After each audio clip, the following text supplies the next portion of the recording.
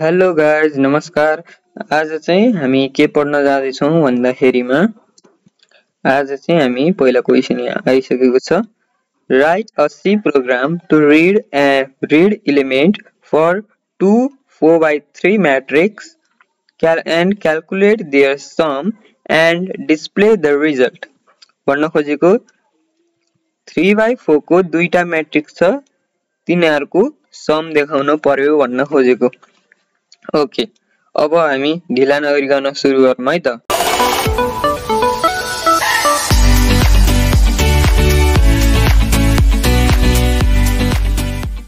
Okay, अब हामी सबभन्दा सुरुमा इन्टिजर खोल्छौं म्याट्रिक्सको लागि। अब दुईटा सम भनेपछि इन्टमा अब के चाहिन्छ हामीलाई, एउटा म्याट्रिक्स 1 चाहिन्छ, मैले m1 ले जनाए 4/3 को हो भनेपछि 4/3। अर्को म्याट्रिक्स 2 चाहिन्छ, म्याट्रिक्स 2 मा पनि 4/3 अनि त्यसपछि अर्को चाहिन्छ हामीलाई म्याट्रिक्स 3 पनि, किनकि यो दुईटा जोडेर एउटामा देखाउन पर्छ। अनि एउटामा देखाउनलाई अर्को चाहिन्छ म्याट्रिक्स 3। यसमा पनि 4 र 3 बराबर साइजकै हुनुपर्छ, 4/3। ओके, अब यहाँनेरि अर्को के चाहिन्छ, एउटा चाहिन्छ रो, अर्को चाहिन्छ कोलम। यति भए पुग्छ। अब हामीले युजरसँग इनपुट माग्नु पर्छ यो फर्स्ट म्याट्रिक्स र सेकेन्ड म्याट्रिक्सको लागि। भनेपछि हामीले सुरुमा के गर्न पर्यो, भन्दा यसलाई अब मेटाउने enter the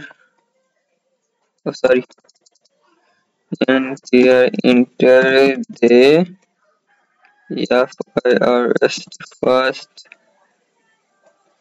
4/3 matrix।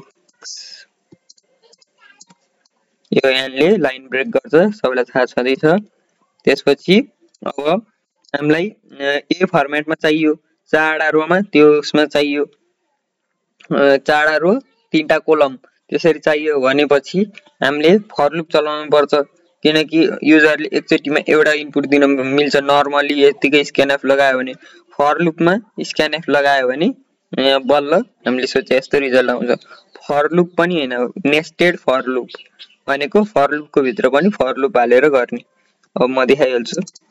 For loop भित्र हाम्रो row is equal to 0, row is less than 4 and row plus plus.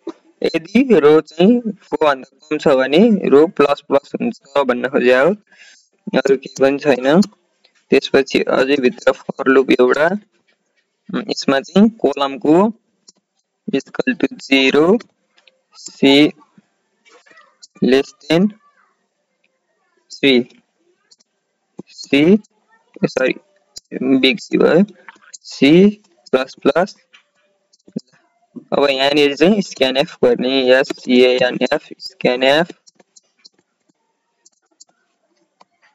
Okay, यति भयो, यहाँनिर स्क्यानएफ भयो। अब हामीले लिनको लागि एन्ड साइन, त्यसपछि चाहिन्छ हामीलाई m1 मा एउटा रो हो, अर्को कोलम हो। अब यहाँनिर यो रो यो कोलम यो, अब यहाँनिर यो चारवटा यहाँ आएर बस्या हुन्छ, यो तीनटा यहाँ यो सीमा आएर बस्या हुन्छ। फर लुप लगाएपछि हामीले यहाँ अंक लेख्नु पर्दैन, युजरको अंक आएर बसाउनको लागि हामीले यसरी गरेको। यसमा अब हामीले युजरले इनपुट दिएपछि आर मा युजरको इनपुट आउँछ, सी मा युजरको इनपुट आउँछ, त्यही हो। अब हामीलाई चाहियो सेकेन्ड म्याट्रिक्सको लागि पनि उयो चाहियो हैन, म सिम्पली कपी पेस्ट पनि गर्न सक्थे, तर बुझाउँ न, फेरि एकचोटि बुझाउँदा राम्रो हो भनेर मैले गरिरहेको छु। ओके, यहाँ हेरी अब enter the SECOND second 4/3 matrix line break गरौँ, सेमिकोलन, फर लुप खोलेर आर सेम हो माथिको जस्तै, केही हल्का यहाँनिर चेन्ज हुन्छ। r is equal to 0, r is less than 4, r plus plus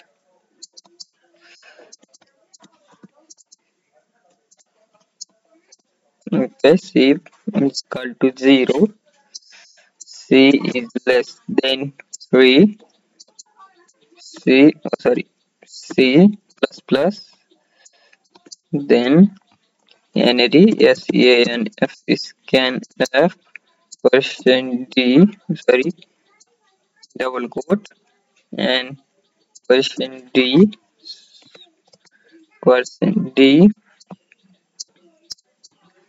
any NAD and M2 RC. Simple. यहाँनिर यो लगाइदिनु पर्यो, छैन यसमा छैन, यो लगाइदिनु पर्यो। अब हामीले दुईटाको युजर पायो भनेपछि कस्तो भयो, अहिलेसम्म दुईटा स्क्यानएफ लियो। पहिलो म्याट्रिक्स माग्दाखेरि हामीले दिने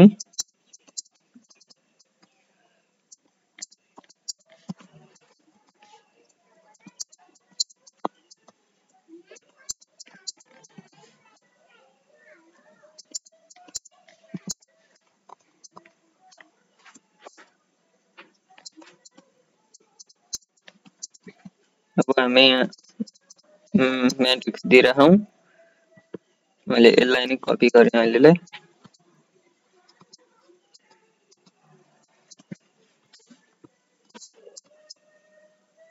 ल हाम्रो के भयो, मैले दुईटा म्याट्रिक्स दिएँ, युजरले दुईटा म्याट्रिक्स दिन मिल्यो अनि कोड एक्जिक्युसन सक्सेसफुल्ली भन्यो। यो अहिले बिग्रिया जस्तो लाग्छ किनकि मैले त्यो इनपुट गर्दा राम्रोसँग इनपुट गरिन, त्यही भएर अरूले हाम्रो अन्तिम रिजल्टमा राम्रोसँग गर्छौँ, यो हैन। ओके, अब हामीलाई के चाहियो भने त्यसको अब त्यति भइसक्यो, त्यसपछि त्यहाँ सम जोडेर यसको सम इज यति भनेर आउनु पर्यो। भनेपछि के गर्नु पर्यो भन्दा हामीले सबभन्दा सुरुमा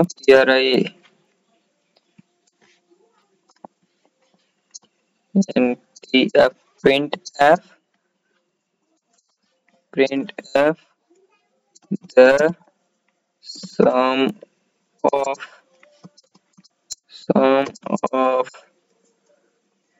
matrix is भन्यो। त्यसपछि लाइन ब्रेक गर्ने हो, हामी अर्को फर लुप चलाउँछौँ। त्यो for लुपमा r equals to 0, r is less than 4, r plus plus, त्यसपछि फेरि for, त्यसपछि c equals to 0, c is less than 3, and c plus plus, अनि त्यसपछि हाम्रो हुन्छ ओपन यस्तै हो। त्यसपछि यहाँभित्र हामी के लेख्छौँ भन्दा M3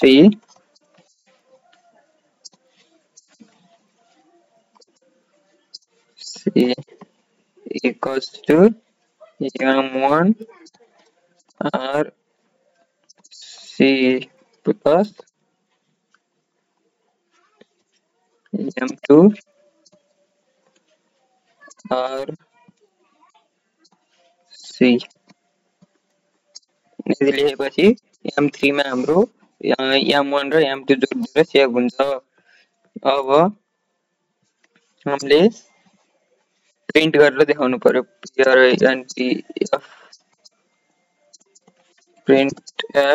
प्रिन्ट गरेर देखाउनको लागि डबल कोट भित्र %d अनि बाहिर निकालेर d भनेको हाम्रो m3 हो भनेर डिफाइन गरिदिनु पर्यो। डिफाइन गरेर यहाँ r यहाँनेरि c कोलम त्यसपछि भयो। अब हामीलाई फर्मेटमा देखाउनु पर्छ, 3/4 को फर्मेटमा देखाउनु पर्छ। त्यसको लागि के गर्नु पर्यो भन्दा यहाँनेरि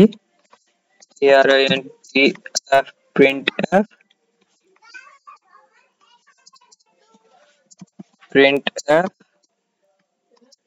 डबल कोट भित्र लाइन ब्रेक गरिदिने सक्यो। अब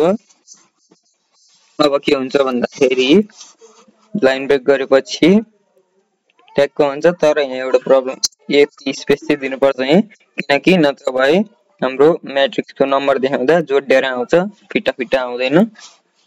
यति भएपछि हुन्छ। कोड यति हो। अब रन गरेर हेरौँ है त। ल म पहिलो म्याट्रिक्स दिन्छु।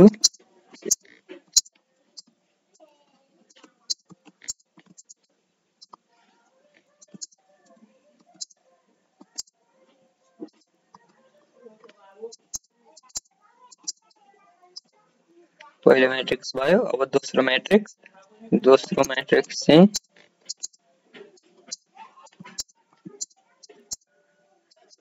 सरी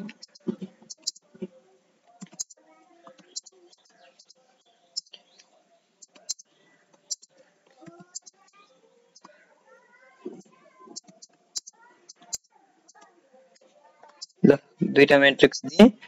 यो पहिलो म्याट्रिक्स, यो दोस्रो म्याट्रिक्स मैले दिएँ। यसलाई जोडेर हाम्रो यति आयो, sum. The sum of matrix is यति।